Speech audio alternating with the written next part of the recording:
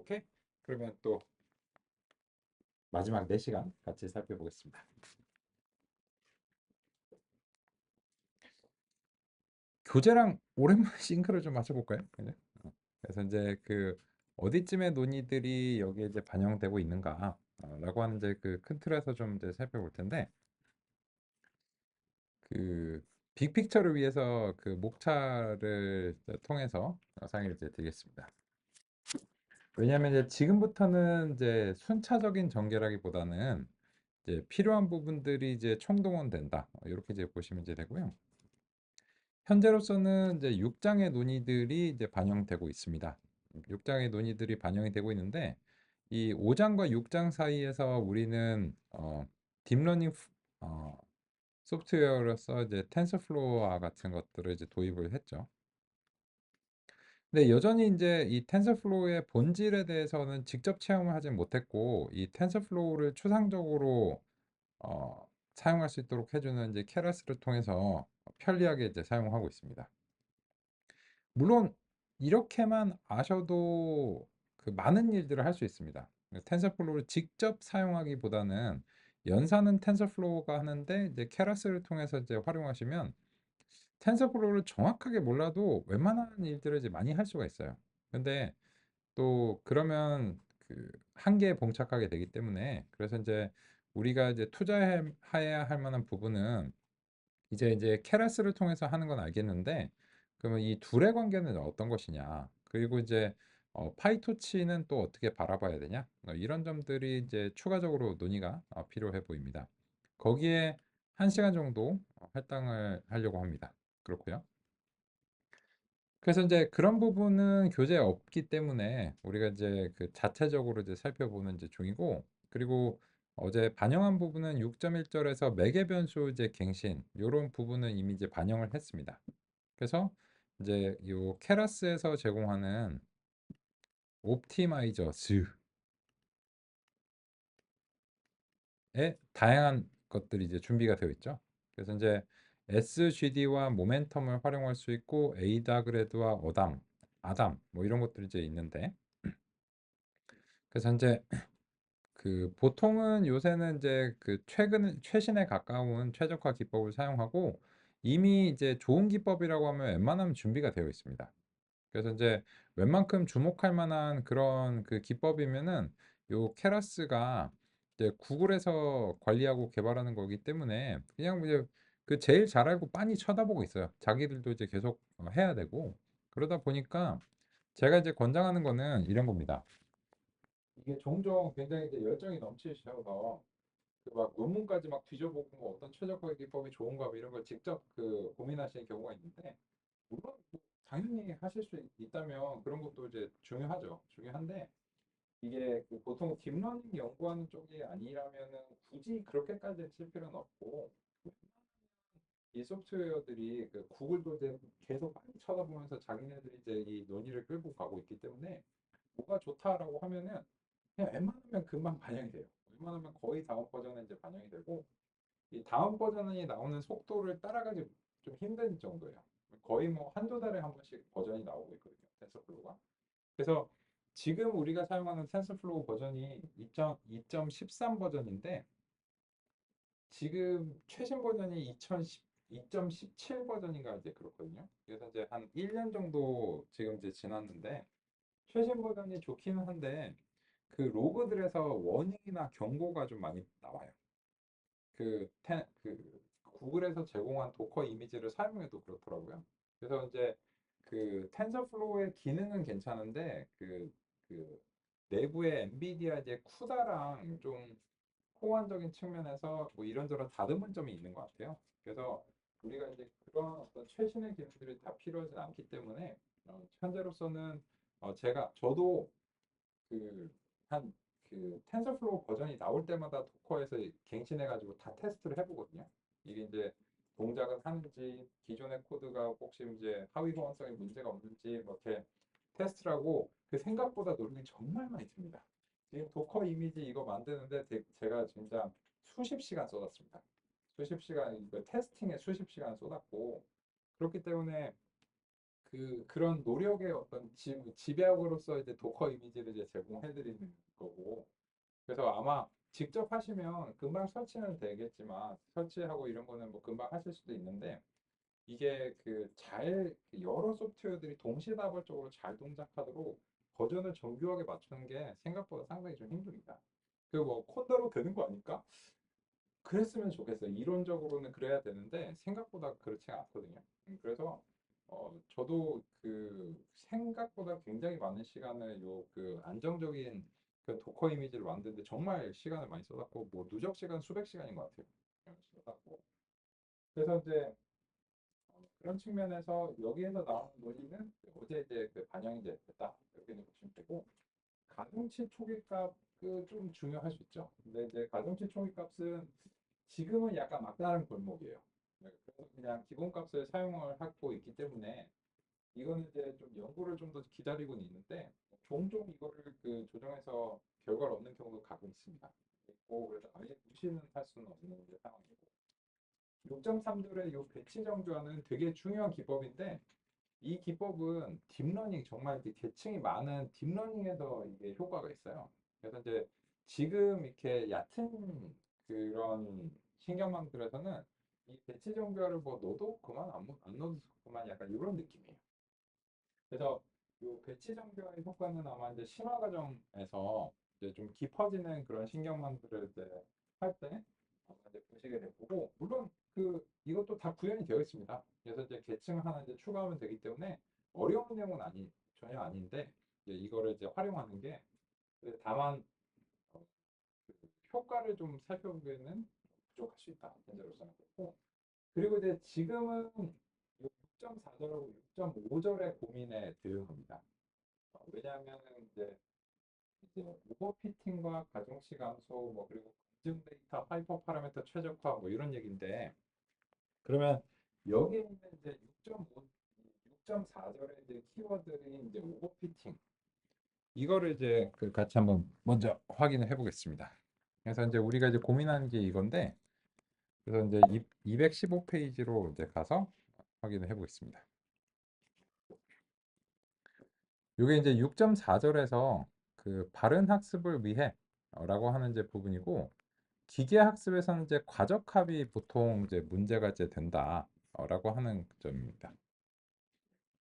그래서 이제 과적합이라고 하는 것은 이제 어떤 것인가 라고 하면 이제 기계 학습의 기본 개념인데, 우리가 이제 훈련 결과표를 아까 그려본 이유입니다. 이게 이 검증 성능하고 이제 훈련 성능하고 이렇게 벌어지기 시작하면 과적합이 이제 시작되는 겁니다.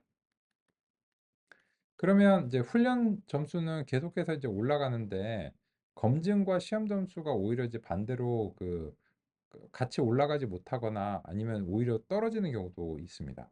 이러면은 이제 더 이상 에폭을 진행할 이제 가치가 없는 거죠.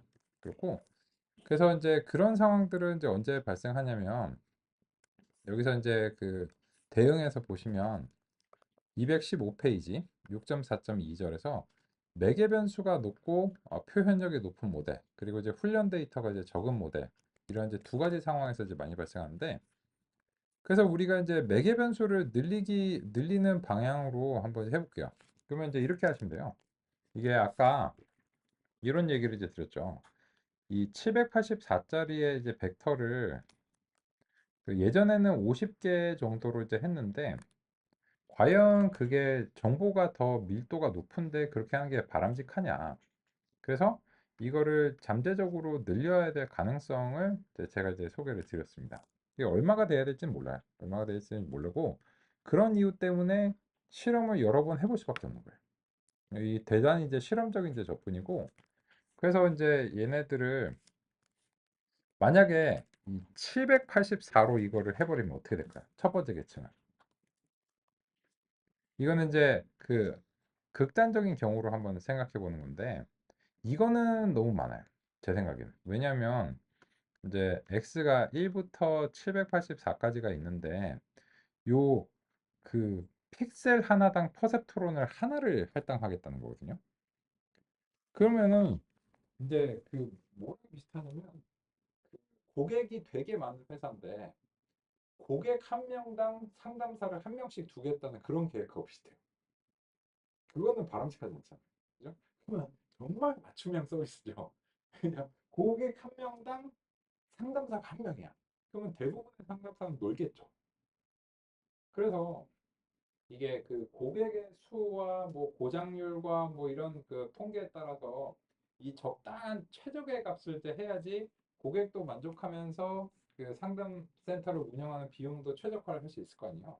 그런 거랑 비슷하게 여기서 만약에 여기 784를 할 수도 있는데 만약 그렇게 되면 이 픽셀 하나당 퍼센트로는 하나씩 그 하겠다는 거니까는 이건 이제 좀 과하지 않은가라는 생각이 듭니다. 하지만 이제 어떤 값이 이제 적절한지 모르고 근데 지금의 경우에는 지금 뭔가 성능의 병목이 생길 듯한 느낌이에요. 그래서 그런 측면에서는 이제 이 중간 계층을 너무 제한적이지 않게 늘려줄 필요가 있습니다. 그래서 이거는 이제 추정할 수밖에 없는데 784는 아마 아닐 것 같고 그래서 한 200여 개 정도로 이제 하고 얘는 이제 400여 개 정도로 이제 해보겠습니다. 그러고 나서 일단 그 실험을 이제 돌려보긴 하죠. 돌려보겠습니다. 돌려보시면 여기서 이제 그 서머 그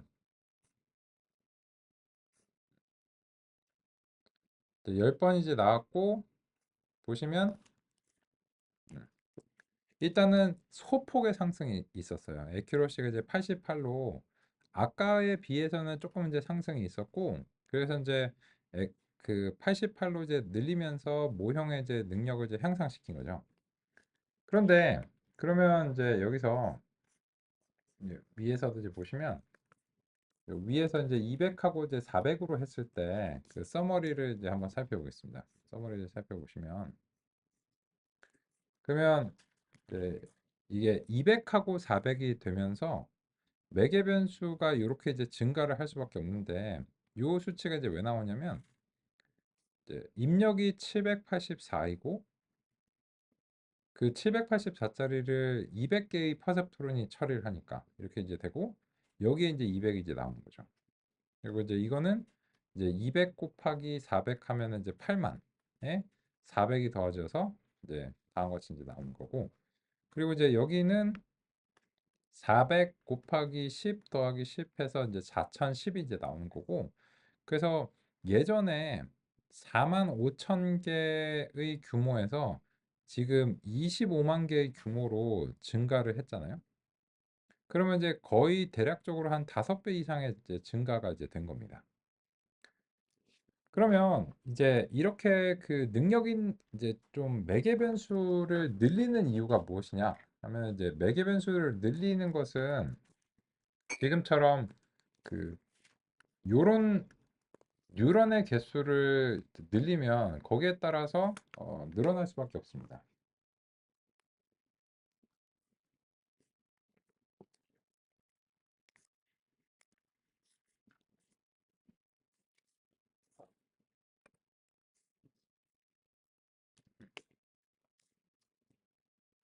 움직여 주세요. 그래서 그 이런 이렇게 이제 그 만약에 혹시 이제 성능의 병목이 생긴다 싶으면 모형을 이제 증가시키는 거예요. 능력을 증가시켜 가지고 보면은 그러면 이제 88하고 이제 87이라서 심하진 않아요. 과적합이 이제 심하진 않은데 조금 이제 시약된 느낌이고 그래서 이제 그 훈련 결과표를 다시 한번 이제 그려보면 요런 이제 느낌이죠. 그래서 그 아까에 비해서는 약간 이제 덜 붙어서 이제 가는데 여기서 이제 역시나 살짝 이렇게 이제 고개를 이제 쳐들고 있습니다. 그죠? 과적합의 악어가 이제 입을 벌리려고 하고 있어요. 그죠? 그러면 이게 그 이후에 과적합이 이제 계속 될 건지 여부를 우리가 따져봐야 되기 때문에 에폭을 이제 한 충분히 50번 정도 줘보겠습니다. 이게 그 보니까는 1초 정도밖에 소요가 안 되기 때문에 그 대략적으로 이제 1분 정도면 이 실험을 할 수 있을 것 같아요. 그래서 이제 확정적으로 이제 알기 위해서 그 현재 모형을 이제 200, 400으로 이제 주고 그리고 나서 이제 최적화가 이제 어떻게 수행되는가 한번 이제 살펴보도록 하겠습니다. 그러면 이제 1분 정도 소요가 될 것으로 이제 기대하고 지금 이제 수행이 이제 되고 있습니다. 그럼 이제 10번에서 88을 이제 지나고 있고요. 좋죠? 그리고 이제 20번에 가면서 그치 90대 이제 가고 있어요. 이 올림픽 보는 듯한 그런 느낌이죠. 그죠? 올라가! 올라가! 뭐 이러고 있는 거죠. 그죠? 그리고 이제 30 정도 되니까는 93에서 4 정도를 이제 지금 쳐다보고 있습니다. 그래서 이제 40에서 94가 될랑말랑 이제 하는데 드디어 이제 94 조금 찍었고 그래서 이제 그 50이 거의 이제 끝나가면서 95가 될랑말랑 하고 있어요. 그래서 그 50번의 에폭을 시도했는데 95에 가깝기 때문에 이게 모형이 손실은 내려가는 겁니다. 그런데 지난번에 한번 고민하신 게 손실이 안 내려가면 어떡하냐 이런 고민을 하셨는데 그 일단은 요 최저가 점수는 모형의 뉴런을 그냥 때려 박으면 언젠가는 무조건 100점을 받게 되어 있습니다. 매개 변수를 늘리다 보면 무조건 언젠가는 100점을 받을 수 있어요. 그 값이 얼마인지는 그 계산하는 방법은 없는데 그래서 이거 같은 경우에도 에폭을 뭐 100번 돌리고 막 200이 안 돼? 그러면 뭐 400, 800 가자. 뭐 이렇게 해가지고 돌리다 보면 이게 올라가거든요. 근데 문제가 있다는 사실을 우리가 알 수 있습니다. 어떤 문제가 있나요? 시험 성적이 88에서 올라가질 않고 있어요. 그리고 이제 옆쪽에 이제 보시면 밸리데이션 애큐러시도 그 비스무리한 지점에 그 멈춰 있습니다. 그래서 이제 훈련 결과표를 한번 이제 살펴볼게요. 훈련 결과표를 이제 살펴보시면 이게 이제 50번을 하면서 제가 이제 이게 과적합의 악어라고 불리거든요. 오버핏. 그죠? 얘가 입을 벌리기 시작하면 웬만하면 잘 안 다뭅니다. 그래서 그 이거는 이제 무슨 뜻이냐면 그 훈련 점수는 이제 꾸역꾸역 올라가게 돼 있어요. 그리고 뭐 에폭을 한 뭐 200번쯤 돌리면 아마 100점쯤 갈 겁니다. 갈 건데 그게 전력과 시간의 낭비예요. 왜냐하면 이미 과적합의 악어가 10번 정도에서 입을 벌린 상태예요. 그죠? 그러면 그 이후에는 훈련 점수 최적화 성능은 계속 이제 되는데 그러니까 무슨 말이냐면 최적화 기법은 자기 할 일을 하는 거예요. 그래서 최적화 기법은 어쨌든 영어로 만드시라고 했잖아요. 제가 이 굴곡을 다 찾아가지고 어떻게든 내려가겠습니다. 뭐 학습률도 막 조정하고 해서 다 내려가서 어떻게든지 내려가고 있는 거예요. 그래서 최적화 기법으로서는 자기 할 일이 지금 확실하게 수행되는 중이라고 할 수 있습니다. 근데 최적화 기법은 자기 할 일을 다 해도 경험하지 못한 데이터에 대해서 잘하는 게 우리의 진정한 목표거든요. 왜냐면 정답을 알려준 걸 잘하는 건 당연한 거잖아요. 그래서 경험하지 못한 데이터에 대해서 잘하는 거는 이거는 최적화 기법이 보장하는 게 아니에요. 최적화 기법은 제가 경험한 거는 요 훈련 데이터고 그 훈련 데이터에 대해서 핏하라고 하셨으니까는 거기에 제가 핏을 했고 제 할 일은 다 했습니다. 근데 그게 새로운 데이터가 와서 그 훈련 데이터만큼 성능을 내는 거를 제가 보장할 수는 없습니다. 이런 이제 입장이거든요. 그래서 이제 이 두 개를 이제 동시에 살펴봐야지 폭이 가치가 있는지 여부를 알 수 있다는 거예요. 근데 지금 이 결과를 보시면 전력과 시간의 낭비예요. 여기서 이미 끝났어야 돼요. 그러면 뭐 어떻게 해?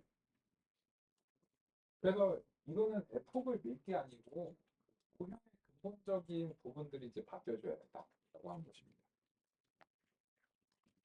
그래서 그런 전력과 시간의 낭비를 하지 않도록 설정이 따로 있습니다. 같이 살펴보겠습니다. 그러면 이제 이 전력과 시간의 낭비가 되지 않는 설정은 이제 어떻게 하는 것이냐? 라고 하면은 이 fit에서 그 인자를 하나 더 추가하겠습니다. 콜백스라고 하는 인자를 이제 하나 추가를 할게요. 어떻게 알았지? 그죠? 제 스타일을 잘 아는군요. 그래서 이제 케라스 이제 콜백스라고 하는 이제 모듈에서요. 조기 종료라고 하는 것이 이제 있고 그리고 이제 그 3 스트라이크로 할까요? 3번은 참는다. 3번은 참는데 그 만약에 3번 이내에 최고 수준을 갱신을 못하면 강제로 얘가 그냥 전원 꺼버리는 겁니다. 그리고 그 3번을 참는 동안 그 최고 수준의 상태의 가중치가 그 망가질 수 있기 때문에 최고 수준의 상태를 이제 복원을 해서 종료하는 이런 설정이 권장됩니다.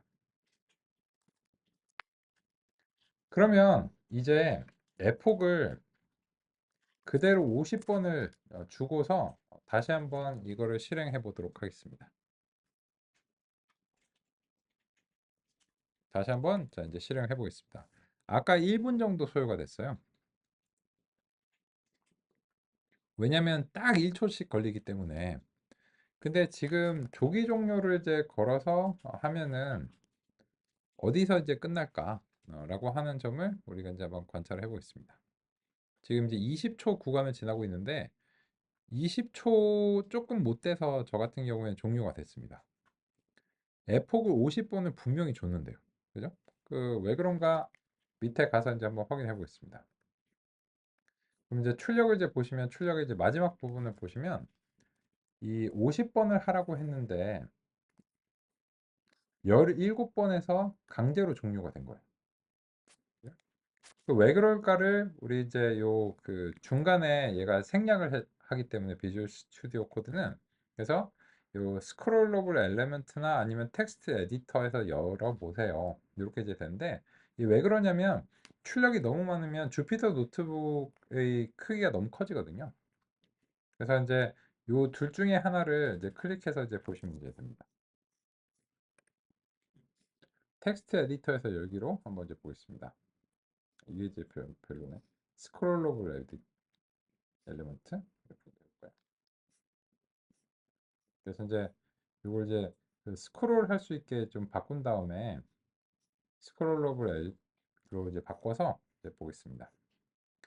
보시면 저기서 이제 그 조기 종료는 기본적으로는 검증 손실을 기준으로 합니다. 물론 이제 우리가 다른 걸 설정할 수도 있는데 다른 설정 안 하면 기본적으로 이제 검증 손실을 이제 기반으로 해요.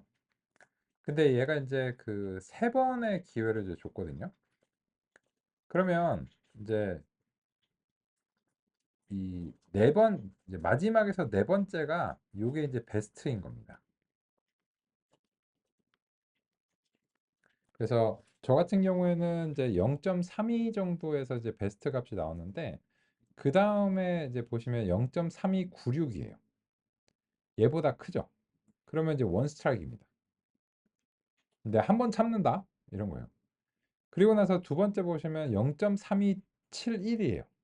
그러면 요거는 직전에 3296보다는 작잖아요. 하지만 베스트보다는 커요. 그래서 이거는 베스트를 갱신하지 못했기 때문에 이건 투 스트라이크입니다. 그리고 이제 세 번째 보시면 오히려 0.33으로 그 중에서 가장 컸죠. 뭐야 아웃 3 스트라이크가 되는 거예요. 그러면 그냥 꺼버리는 거예요. 이게 이제 페이션스의 의미입니다. 그래서 그 저런 설정이 있으면 이 에폭이 이 몇 번의 에폭을 설정했을까 이런 거를 짐작하실 필요가 없어요. 그냥 뭐 100번, 200번 설정하신 다음에 그냥 가 이렇게 하면 돼요. 그러면은 얘가 중간에 꺼지면 이게 과적함이 이제 발생해 버렸구만 하고 더 이상은 이제 폭을 미는 거를 고민하실 게 아니고 이제 다른 부분을 고민을 하셔야 돼요.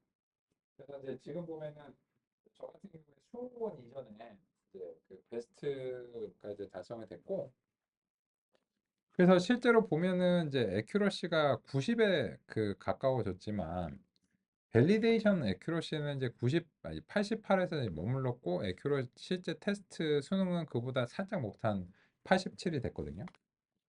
그래서 이렇게 이제 그 시간 낭비를 하지 않도록 도와주는 설정들이 이제 있고 그런 설정이 바로 이제 조기 종료와 같은 설정입니다.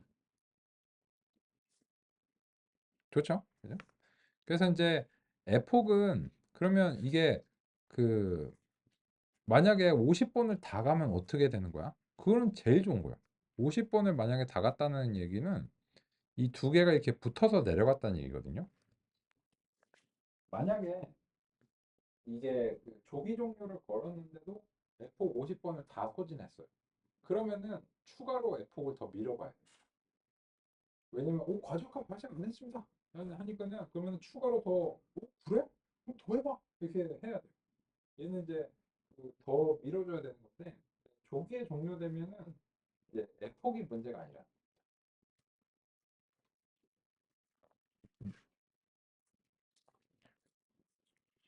그런데 우리 이제 그 최적화 기법에서 어제 그 자동 학습률을 설정하는 RMS 풀업까지 소개를 드렸는데, 그 요새는 조금 더 있습니다. 어제 이제 이런 소식을 드렸죠. 경사 하강의 이제 근본적인 문제는 극복이 조금 어려운데, 그 나름 어느 정도 개선해 보려고 노력하는 시도가 있었고, 1960년대 이제 모멘텀이 있었고, 그리고 21세기에는 딥러닝이 나오기 시작하면서 이제 딥러닝에 걸맞는 그런 최적화 기법들이 또 개발이 됐고, 그래서 이제 딥러닝이 그 변수가 많기 때문에 이 개별 변수마다 적응형으로 학습률을 설정해 주는 그런 이제 요구가 이제 있었고, 그래서 성공을 이제 했습니다. 그래서 이제 지금 사용하는 게 이제 RMS 풀업인데, 근데 또 모멘텀이 조금 아쉬워요. 그래서 2015년 근방에는 이 하이브리드형의 최적화 기법이 도입이 됩니다.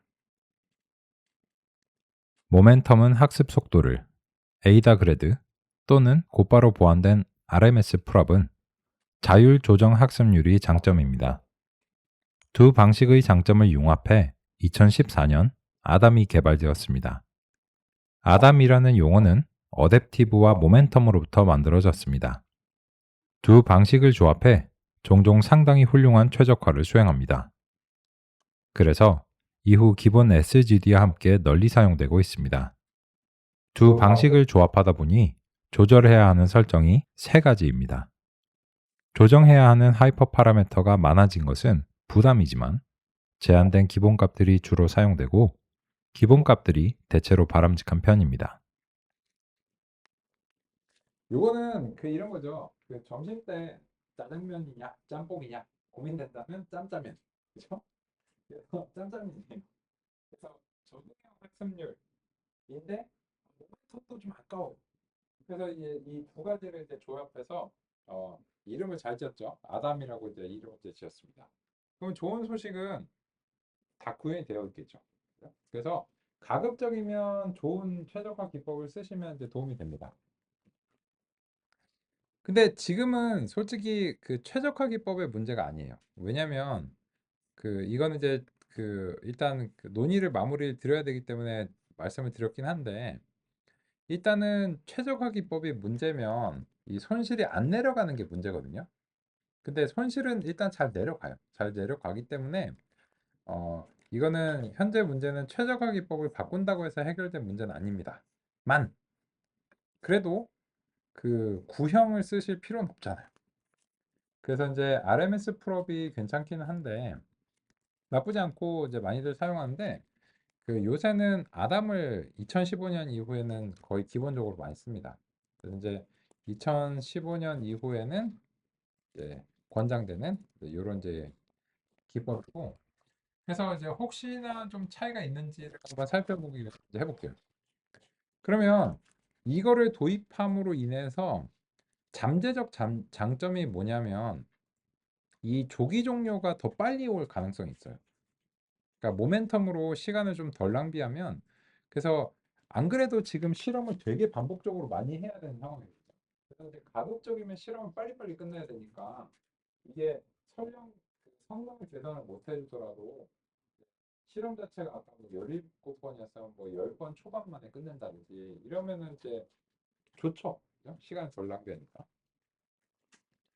그래서 이제 이 와단 같은 경우에 웬만하면 이제 기본 설정으로 이제 하시는 편이고, 그래서 이제 다시 한번 이제 해보겠습니다. 그래서 이제 아까 한 20초 남짓해서 끝났는데, 아이고, 클릭을 잘못했습니다.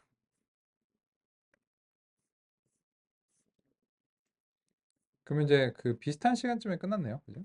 끝났고 그래서 이제 그 보시면 그 비슷한 시간쯤에 끝났는데 조금 소폭 높네요. 그죠? 한 1% 정도 에큐러시는 이제 높기 때문에 그 최적화 기법의 능력이 약간 향상된 거 아닌가라는 이제 생각이 들고 하지만 이제 최적화 기법이 이런 그 에큐러시 자체를 이제 향상시켜 주는 거는 좀 어려울 수는 있습니다.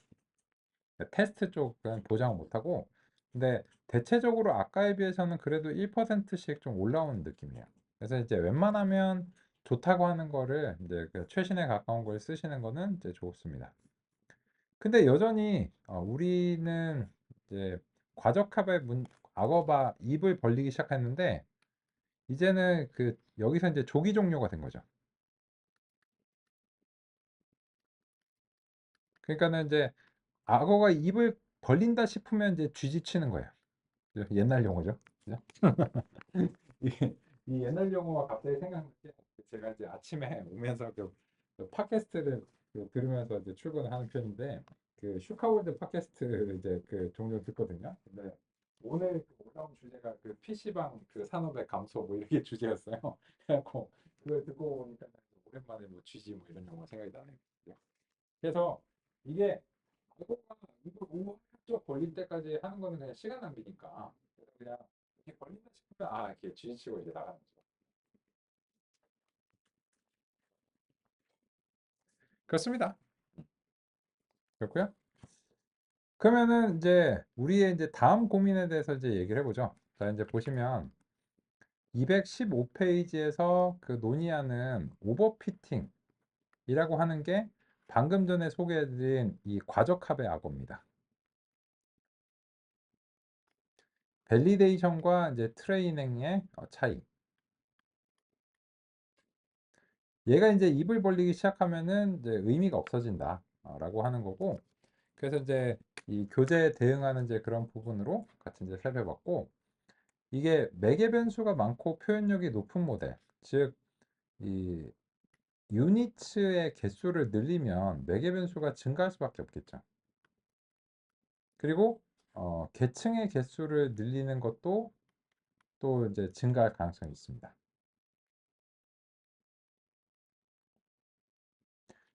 그러면 이제 우리의 이제 다음 고민이 무엇인가를 이제 같이 이제 얘기를 해보겠습니다. 그러면 221페이지로 이제 가보겠습니다. 6.5절에 하이퍼 파라메터라고 하는 용어가 이제 등장하고 지금 우리가 고민하는 거를 이름을 붙이자면 적절한 하이퍼 파라메터 값 찾기 또는 하이퍼 파라메터 튜닝이라고 부릅니다.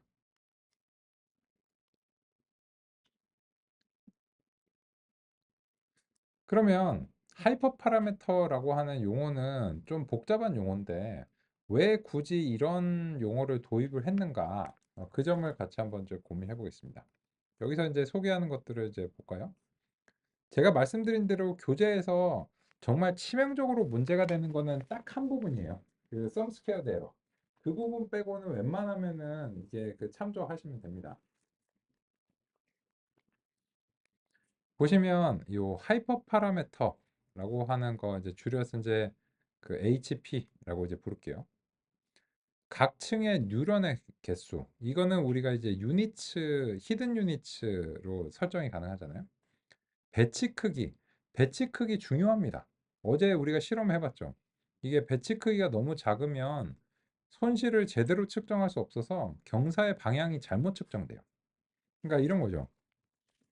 그 선거 출구조사를 통계조사를 잘못하면 선거 전략을 잘못 짤 수 있는 거예요. 그래서 배치 크기가 너무 작으면 대표성이 없어지고 너무 크면 어떻게 되나요? 연산이 1000배 막 이렇게 더 걸릴 수도 있잖아요. 어제 살펴보셨죠? 그래서 이제 그리고 또 배치 크기가 너무 크면 메모리에 못 올라갈 수도 있어요. 그래서 그 어딘가에 적당한 값이 있는데 대략적으로 추정할 수 있는 경우도 있고 근데 실험적으로 구체적으로 보셔야 돼요. 그죠? 그래서 지금은 한 100여 개 정도로 사용하고 있잖아요. 근데 그거보다 200여 개가 좀 더 나올 수도 있어요. 그건 이제 모르는 거고, 그래서 실험을 해보셔야 됩니다. 그리고 이제 근데 어제 해봤으니까 오늘은 너무 많이 반복하지 않을게요. 그리고 매개 변수 갱신 시 학습률 가중치 감소 뭐 이런 설정들이 있잖아요. 그러면 이런 것들을 적절히 설정하지 않으면 모델의 성능이 떨어질 수 있다라고 이제 되어 있습니다. 즉 지금 고민하는 거가 바로 6.5절에 대응하는 거예요. 그래서 이거를 찾기 위해서 우리는 뭘 했냐면 검증 데이터를 도입을 해야 됩니다. 왜냐면 훈련 데이터에 대해서 성능은 뭐 95, 90까, 99까지 언젠간 가게 돼 있어요. 늘리다 보면. 근데 그게 가치가 없잖아요. 그래서 이 검증 데이터를 도입을 했는데, 그래서 우리가 만든 이제 모델에서는 이거를 도입하기 위해서 어떻게 했냐면, 이제 이 fit 부분에서 설정을 이제 활용했습니다. 밸리데이션. 그리고 이제 스플릿을 사용을 했는데, 이게 밸리데이션 데이터를 직접 제공하는 그런 이제 스타일이 있고, 요 스플릿은 훈련 데이터에 대해서 일부를 남겨두는 거예요. 그래서 우리가 이제 직접 그 제공하는 경우도 있을 수 있고, 지금처럼 이제 훈련 데이터를 일부 쪼개서 밸리데이션 스플릿을 이제 하는 경우도 있습니다. 그래서 이제 보시면 데이터셋을 이제 훈련하고 시험 데이터라는 두 가지로 분리를 했는데, 어, 그것만으로는 좀 부족할 수 있다는 이제 것이 검증 데이터를 도입한 겁니다. 이미 우리는 다 도입을 했어요. 그래서 이제 222페이지로 이제 넘어서 보겠습니다. 요거는 신경망에만 적용되는 건 아니고 그냥 기계학습의 기본입니다. 그래서 여기서는 보시면 시험 데이터가 아닌 검증 데이터를 추가로 도입하는 이유가 뭐냐라고 하는 부분을 리뷰하고 있습니다. 그래서 그러니까 이 시험 데이터는 수능에 비유할 수 있어서 수능 문제는 훈련 과정에 어디에서도 경험하면 안 돼요. 즉 하이퍼 파라미터 튜닝 과정에서도 경험하면 안 됩니다.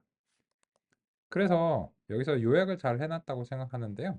이 노트 아래쪽에 보시면 훈련 데이터는 실제로 이제 fit을 수행할 때, 그리고 검증 데이터는 그렇게 이제 fit된 각각의 에포그의 상태를 평가할 때, 그죠? 그리고 마지막으로 시험 데이터는 그 신경망이 그래서 실제로 그 어떤 특정한 하이퍼 파라미터를 이제 최선을 다해서 우리가 했는데 마지막에 이상적으로는 한 번만이라고 되어 있잖아요. 수능 문제니까 그게 딱 한 번만 경험할 수 있어야 돼요. 그래서 이제 요 세 가지를 우리는 이미 도입을 했고 그런 절차가 반영이 되어 있는 상태입니다. 그래서 이제 여기 보시면 훈련 간단한 방법은 훈련 데이터 중 20% 정도를 검증 데이터로 이제 분리하는 것입니다. 라고 되어 있는데 요거를 이제 직접 그 훈련 데이터를 분리하실 수도 있고 아니면 메모리에 이제 다 올라가는 경우라면 지금처럼 그냥 비율을 지정하면은 자동으로 이제 해줘서 좀 편리하다. 이렇게 이제 보시면 되겠습니다. 그런데 이제 문제는 뭐냐라고 하면 이 훈련 데이터에 대해서 지금 이제 보면 이게 원하는 성능이 안 나오잖아. 만약에 지금처럼 그 계속 못 올라간다 하면은 그러면은 이제 요 에폭은 조기 종료를 통해서 우리가 하니까는 이제 고민이 좀 덜해졌고 배치 크기는 지금 128로 했는데 요거는 늘려볼 만한 가치는 있어요. 그래서 이제 혹시 이제 늘림으로 인해서 조금 더 나아지는가 이걸 보셔야 되고 특히 과적합이 발생할 때는 배치 크기를 좀 늘려 보셔야 돼요. 그리고 이제 두 번째로는 이제 마지막은 아니고 이 부분도 그 교재에서는 이제 하이퍼 파라미터로 다루고 있거든요. 그래서 이제 이 수치도 어떤 게 이제 좋은 것인지 모르기 때문에 이걸 이제 알아봐야 된다라고 이제 제시를 하고 있습니다. 근데 문제는 이게 무한히 많은 조합의 가짓수가 가능하잖아요. 그죠? 그게 이제 그 걱정입니다. 걱정이고 일단은 그래서 우리 배치 크기를 그 2배 정도로 증가시키는 거를 시도를 해볼게요. 그래서 혹시 과적합이 개선이 되는지 여부를 좀 살펴보려고 하는데, 한 가지 주의할 점은, 유의해서 살펴보실 만한 관전 포인트는, 이게 2배로 증가시켰을 때 이 배치당 연산 시간이 어떻게 바뀌는지를 한번 관찰을 해볼게요. 그리고 마지막에 최종적으로 우리가 현재 설정에서 92에 가깝고 88이 나왔는데, 이게 뭐 89가 된다든지 이러면은 배치를 증가시킴으로 인해서 좀 나아질 수 있는 거거든요. 89나 90이 되면. 그래서 이제 모르니까 여기서 이제 그 과적합이 지금처럼 발생하는 경우에는 그 256 이런 식으로 2배 값을 이제 주고 한번 이제 살펴보기로 하겠습니다. 그러면 지금 요 히든 유니츠는 어때? 이게 과적합이 발생을 하면은 오히려 매개 변수를 줄여야 될 수 있어요.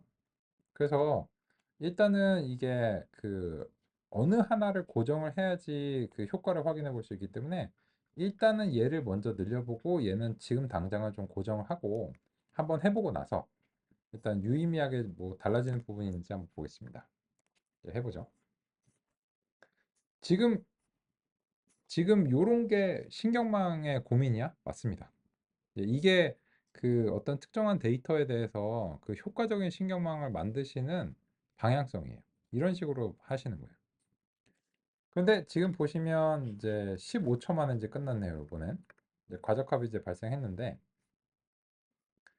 보시면 이제 그 이미 90하고 이제 88 이렇게 되기 때문에, 여기서 이제 더 그 샘플의 개수를 더 증가시켜서 과적합이 이제 개선이 되는 건 아니었네요. 근데 2배의 샘플을 제공했는데 연산 시간은 증가하지 않았어요. 그러면은 이런 경우에는 증가를 하시는 게 좋아요. 그러니까 연산의 비용은 거의 없는데 그 가급적이면은 많은 배치를 해주시는 게 유리합니다. 근데 어제 말씀드린 대로 배치를 자꾸 늘리다 보면 이게 이제 자꾸 늘어나거든요. 그죠? 그래서 이제 그런 측면에서 이제 또 보셔야 되고, 또 배치를 늘리면 여기 보시면 F폭이 짧아져요. 배치 크기를 2배 늘리면 F폭당 경험의 횟수가 절반으로 떨어집니다. 그러면 잠재적으로는 더 많은 F폭이 필요할 수 있는데, 그렇기 때문에 이제 이 F폭을 충분히 그 맥스 F폭을 늘려주시는 게 좋아요.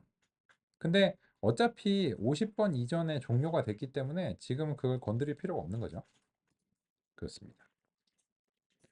야, 근데 이제 알겠어. 오케이. 여기까지 이제 알겠고, 뭐 이렇게 네가 할 말 알겠고, 근데 어떡하냐 이거?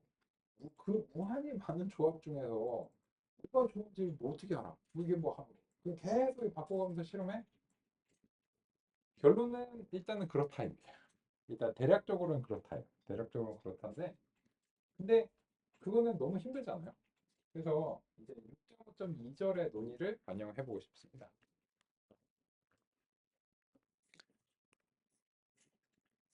보시면 이제 하이퍼 파라미터를 최적화할 때 핵심은 하이퍼 파라미터의 최적의 값이 존재하는 범위를 조금씩 이제 줄여 나가는데, 대략적인 범위를 정하고 무작위로 골라서 그 다음에 이제 이 작업을 여러 번 반복하면서 점점 좁혀 나간다는 거고, 이게 이제 다른 방법이 없다는 거죠. 그죠?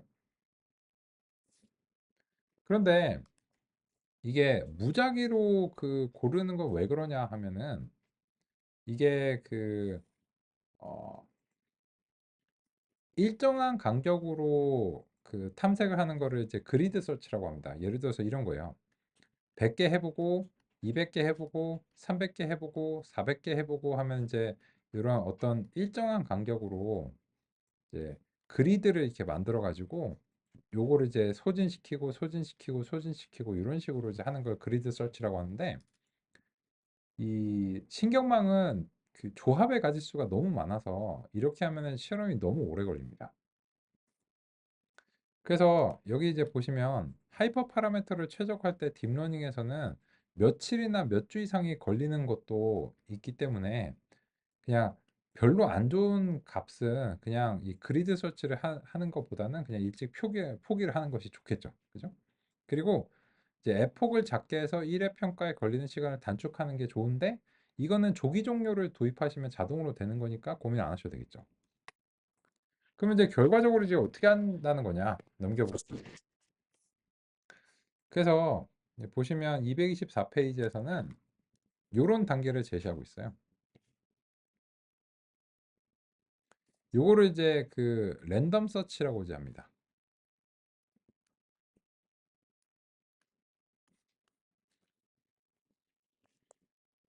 근데 이거를 그 직접 구현하시는 거는 대단히 힘들어요. 그죠? 근데 이제 펌 잡는 거 보니까 보는 그 뭐가 있나 본데? 있습니다. 그 튜닝 해주는 소프트웨어가 따로 있어요. 그래서 이제 이번에 이제 살펴보실 것은 이 대략적인 범위를 이제 제공하고 그 튜닝 소프트웨어를 통해서 이제 그 중에서 그나마 제일 좋은 거를 골라내는 그런 작업을 같이 살펴보려고 합니다. 그래서 그 일단은 그 튜닝 소프트웨어를 이제 소개를 이제 드려야 되기 때문에 지금 사용하는 이제 케라스라고 하는 요 소프트웨어의 웹사이트도 먼저 이제 소개를 드릴게요. 지금 이제 사용은 하시고 있는 거니까 이미.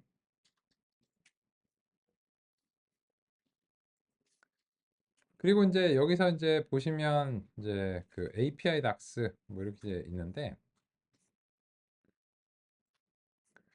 요 API Docs의 이제 아래쪽에 보시면 케라스 튜너라고 하는 게 있습니다. 하이퍼 파라메터 튜닝이라고 나와 있죠. 그죠? 이게 제가 이제 소개를 드리고자 하는 소프트웨어입니다. 요거는 이제 요 페이지를 한국어로 좀 번역해 볼까요?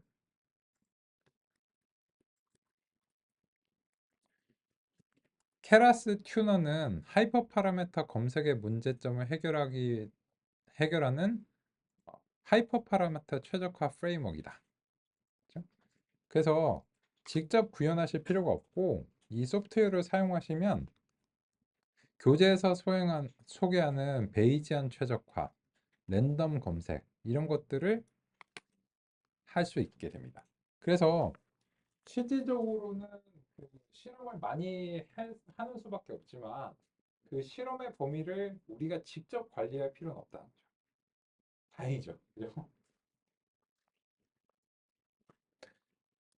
그래서 이제 여기에 그 많은 기능이 있는데 이 기능을 다 살펴볼 수는 없거든요. 이번 과정에서. 그래서 이제 그 제가 기본적인 용법을 같이 한번 안내를 드리고 그리고 나서 이제 궁극적으로는 이제 실제로 개발하실 때는 이 케라스 튜너를 이제 사용하셔야 될 가능성이 있습니다. 그래서 이제 케라스 튜너제는 이제 설치가 이제 필요한데 같이 한번 이제 보겠습니다.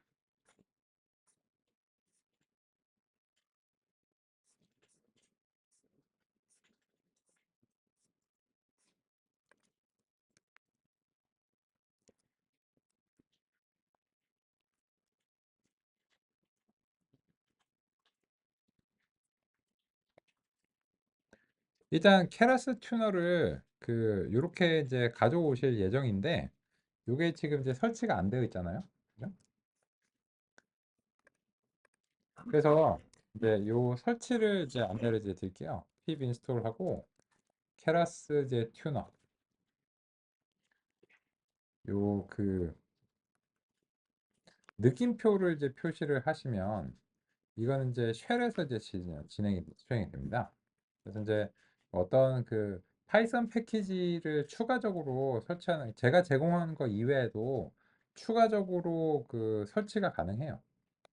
그래서 이제 그 점을 안내 드리기 위해서 이렇게 이제 했고 요걸 이제 실행을 해 보겠습니다.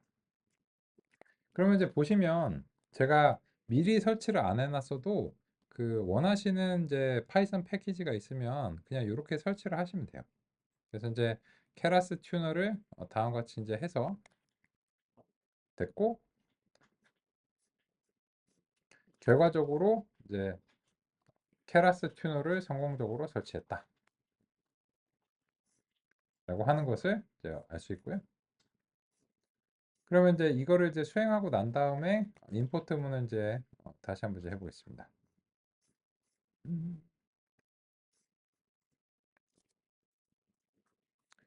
요거는 그 지금 저 명령으로 설치된 위치가 조금 다를 수 있어서 여기 이제 다른 데 설치가 됐군요.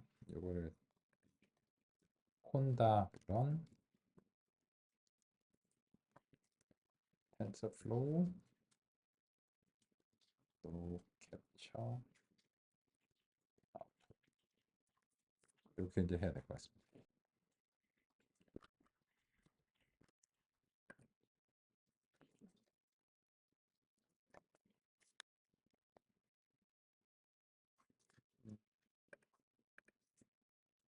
캡처에서 오타가 났네요.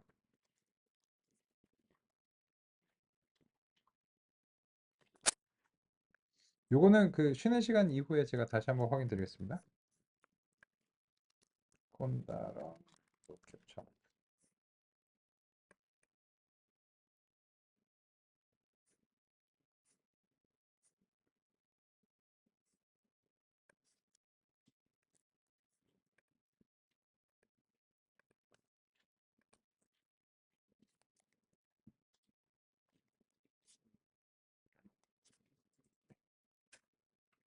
요게 그 환경을 이제 지정을 해야 돼서요. 그래서 이제 그 요런 식으로 수행해서 요 텐서플로우 인바이먼트 이제 설치가 이제 되어야 되기 때문입니다.